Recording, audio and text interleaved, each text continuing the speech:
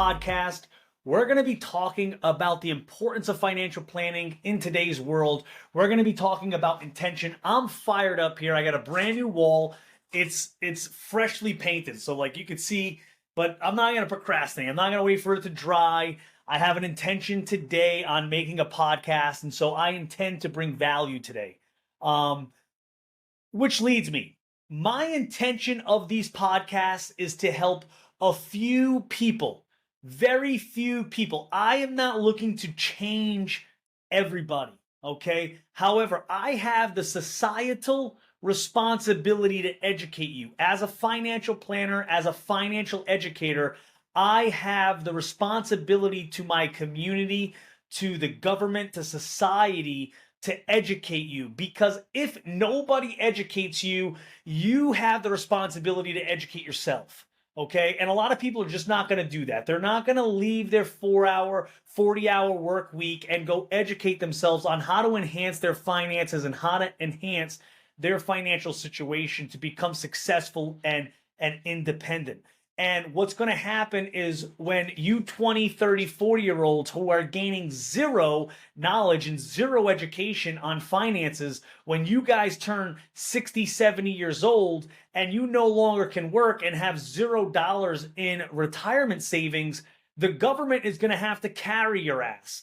The government is going to have to take care of you medically, okay? Because you're not going to be able to afford high medical coverage. So us taxpayers, us people who are going to be planning, and our government is just going to continue to print bills and they're going to take care of your lazy ass, okay? But that's not my plan. That's not my client's plan. But I know 100% of people are not going to be on board with what we're trying to do here at WealthMax Financial. We're trying to have the societal responsibility to help our community on enhancing their education with finances and money, okay? Everybody knows you have to save money, okay? But nobody does it, okay? So what that means is you're okay with being poor in the future. I had someone kind of make fun of me for prospecting them as a client. I said, you know, you do very well. You have a lot of money coming in. You're putting a lot of money aside. Why don't we set up a time to get together and try to maximize your financial potential? Try to enhance your financial investment situation. And they kind of laughed and said, well, what are you going to sell me? Like, what are you trying to just make money? And don't get me wrong, we will provide you with some type of product to enhance your situation. But buddy, if you're not working with me and you're not working with anybody else, your plan is just to save your money. And they were making fun of me. And really what they didn't understand was internally, I'm like, this guy's a dope, because a bank account ain't going to make you successful. A bank account is not going to make you wealthy. So it was kind of hysterical on that end. And he was kind of making fun of me on like, what are you going to sell me? You're going to sell me an IRA, an annuity? And I'm like, no, I'm just going to have a meeting with you and maybe enter a financial planning agreement where I'm helping you on a yearly basis. I wasn't going to, but you know, I walked away. And again, like I said, not 100% of people are going to be on board on what we're doing. Not 100% of people have financial planners. Have a relationship with a financial advisor to help them enhance their financial situation. So I'm only looking to help a few hundred people. That's what we can handle here as a team at WealthMax. So it is only a few hundred people. So if it's you, that's great. If it's not you, I wish you the best of luck. You're probably going to be one of those nerds that requires our government to keep printing money to let you live, because you're not going to be able to afford retirement years, or you're just going to work forever, which a lot of people do. But guys, today in 2023, we are under an abundance of things that are going against us. I got a few notes here, so you're going to see me reading. Today, the average home in America is $436,000. Back in the 1970s, the average house was $15,000. So that's 29 times the price today than it was 53 years ago. Now, what did our income do? Our income is now on average in America $56,000.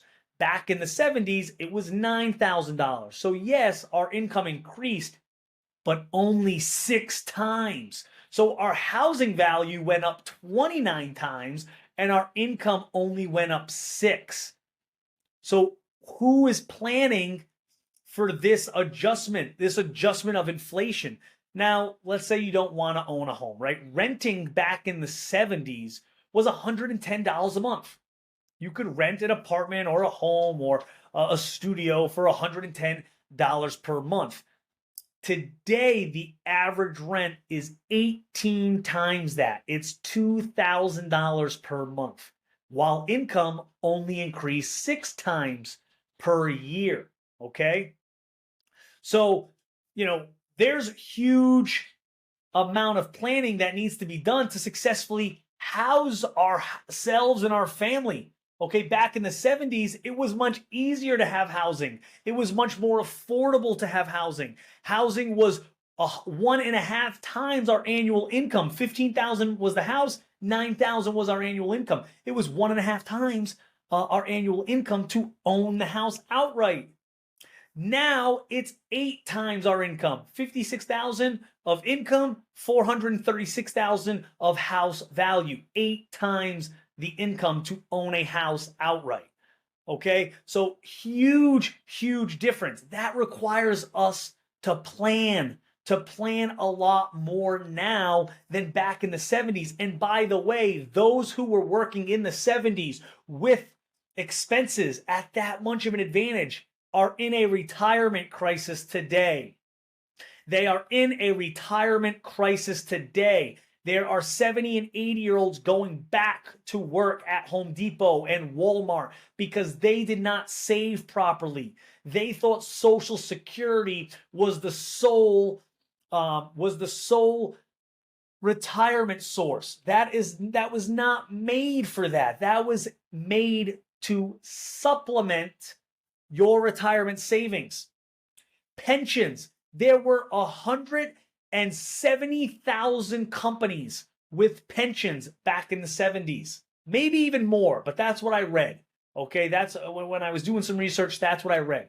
Right now, there are only about 40,000 companies or state organizations or town organizations that provide their employees with a pension. What is a pension? It's guaranteed income in retirement. It's continuous income in retirement.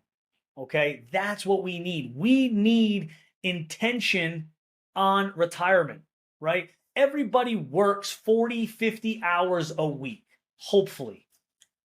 You are bringing in an income. What is your intentions with that income? What is the intentions? Is it to pay all of my bills this week? Because if that's the case, you are screwed in the future. You are screwed.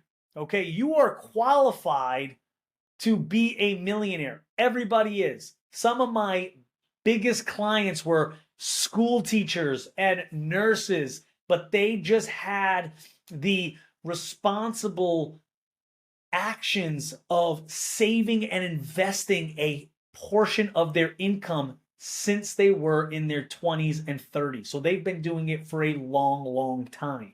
And if you do that, you will be a millionaire. A teacher and a nurse. Okay? You don't have to own a huge corporation, a huge company, a company that does 6-7 figures a year to be a millionaire. Okay? You just have to spend more than you make and save and invest the difference. Okay, we're here to help you do that at Wealth Max Financial Group, right? So I want to tell you about what we call as the piñata concept, right? Everybody's been a part of a kid's birthday party that has a piñata, right? And you take a bat or a wiffle ball bat or a stick, and the first kid comes up and they hit the hell out of the piñata. And the piñata just moves left and right and nothing happens. No candy falls out, right? And then the second kid comes, boom, same thing, no candy falls out. By the 15th kid that comes out, all of a sudden there's a hole that's being developed in the piñata. By the 20th kid, the hole gets bigger. By the 22nd kid, maybe there's a little bit of candy falling out. By the 30th kid that comes up and hit, boom, he whacks the piñata, it falls, and the candy spreads, and all the kids jump around, and they're grabbing candy, and they're loving life. But let me tell you, it wouldn't have happened if the first kid didn't go up there and take a whack at it. And the second kid went up there and smashed it. And the third kid went up there with all his might and whacked it again. And 30 kids later who went up there with a whack, finally, they get the fruit of the labor.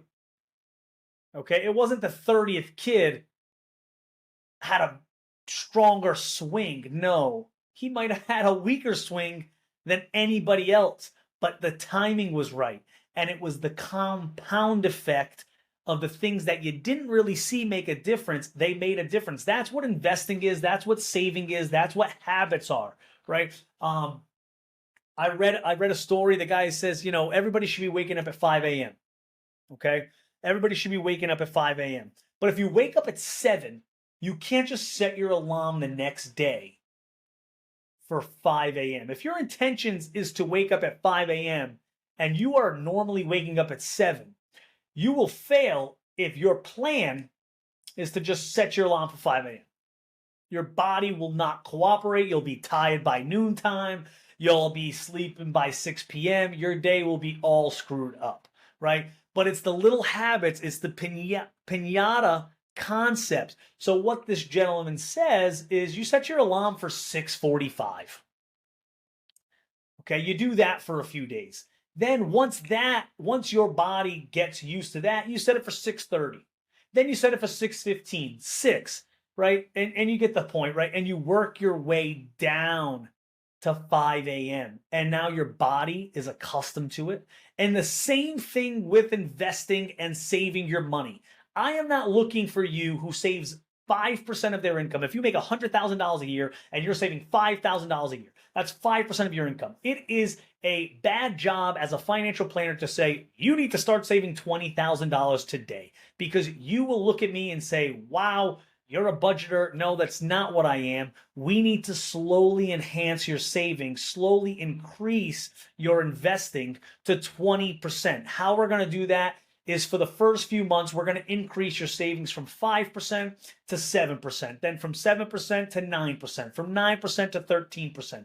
And we're going to keep going until you live a comfortable lifestyle to where you're still living, but you're also saving and investing 20% of your income, because that's what it takes to succeed and be financially independent and successful. Okay? So we're going to slowly get to where we want to be. Okay? We're not going to snap a finger and get there. It ain't going to happen, right? And everybody says, well, why do I need a financial planner? Why do I need a financial advisor? Why do I need somebody to coach me on doing these things? Because you're not freaking doing them right now yourself. You're 30 years old with $0 saved. You have $0 in retirement. You've been working for 9 years since you're 21 out of college, and you have 0. So for 9 years, you've done 0. That's why you need somebody, okay? And you can have all the knowledge in the world on Google. Everybody has as much knowledge as they possibly can. You can tell I'm fired up for this. I got to calm down. I get fired up for this stuff, okay? Because I think what we're doing is changing the world. Okay, I think we're changing a lot of people's lives. I really, really feel strongly about what we do here at Wealth Max, what I do as a financial planner. I really know that I help a lot of people. Okay, that's why I feel so strongly. That's why my voice is I'm losing breath over here, right? I'm losing breath. But yeah, where was I? Where was I? Shit. Oh, everybody has a lot of knowledge on Google, but you have to use that knowledge, right? So Google is knowledge. An advisor is teaching you how to use that knowledge, which is what we call wisdom. We're not here to motivate you. We're not here to inspire you. We're here to show you how to use tools and vehicles to enhance your independence financially. Okay, we want you to become who you aspire to be, not inspire to be, not are motivated to become, not, hey, we listen to this podcast or we're going to change things. Having a relationship with us is going to have you guys do the things you need to do to become who you aspire to be. Okay? And everybody is afraid of having these uncomfortable conversations. You got to do it. Everybody knows you grow when you do the things that you are uncomfortable doing. Everybody hates having a conversation about money. They either don't think they make too much, they think they spend too much, they think they can't be a millionaire. Let me tell you something, you can if you are living with intention. The intention of your income and the intention of your expenses and the intention of your lifestyle all need to match. So the first thing we're going to talk about when we're meeting together is, what are your intentions with having a relationship like me, with me as a financial planner? Do I have to bully you to save money? Do I have to teach you what vehicles you should be using to save your money? What is your intentions? What is your intentions? What do you need me to do for you to help you get where you need to be? And I can obviously give you recommendations once we get there, right? But we are so accustomed since, the years ago, okay, so forever ago, the Stone Ages ago, okay, to avoid risk and pain. We don't like risk. We don't like pain. We look at the stock market as a risk because every time the stock market fails, we hear about it. Okay, but the stock market succeeds more than it fails. Someone who invests and save their money in brokerages accounts and IRAs and things in that nature, they succeed much more times than they fail. Okay, so people have to go through that uncomfortableness of, hey, I have the opportunity to fail, but you have a much higher possibility of success. Which leads me to my next statement. If you're not saving or investing, what is your plan? What is your plan? Is your plan to live with your kids? Because that's what's going to happen. Is your plan to live on welfare? Because that's what's going to happen.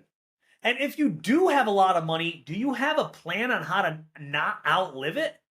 If you're a 55-year-old or a 60-year-old with a few $100,000, I'm going to tell you, you still need to invest and save, because you have a high possibility with inflation throughout retirement years that you may outlive your life. You may outlive your money. You may live more years than your money has the ability of funding, or you may have to go back to work, or you may have to live a really bad lifestyle compared to what you're living right now.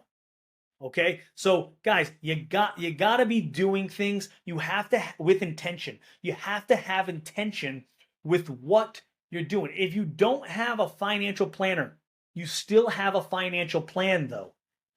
It may not be nothing. You may not have any financial plan, but that's your financial plan, is nothing. Spending every fucking dollar you own, okay? Getting rid of every piece of savings, increasing your high interest credit cards, okay? That is a plan. Although it's not written down and it's not signed by a financial planner, you have a plan. So guys, leaving this, I want you to understand that you need intention with everything you're doing. Create a financial plan, sit down with a financial planner. Most financial planners are free. They will have a free consultation with you and lead you in the right direction.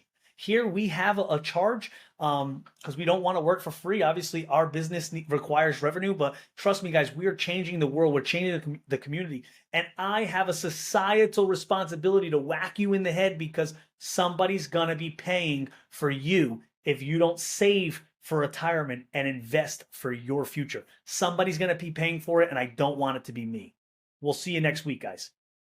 Hey guys, we hope you enjoyed today's conversation about money and finances and gained some valuable insight that you can use right now. Please don't forget to subscribe to our podcast on whatever platform you are using to listen to our podcast. And we also want to hear your feedback. So go to our website at www www.wealthmaxfg.com. Explore the many resources we have, and we want to hear some of your suggestions and questions that you have and want to hear for our next following podcast. So until next week, guys, keep learning, keep compounding, and keep planning.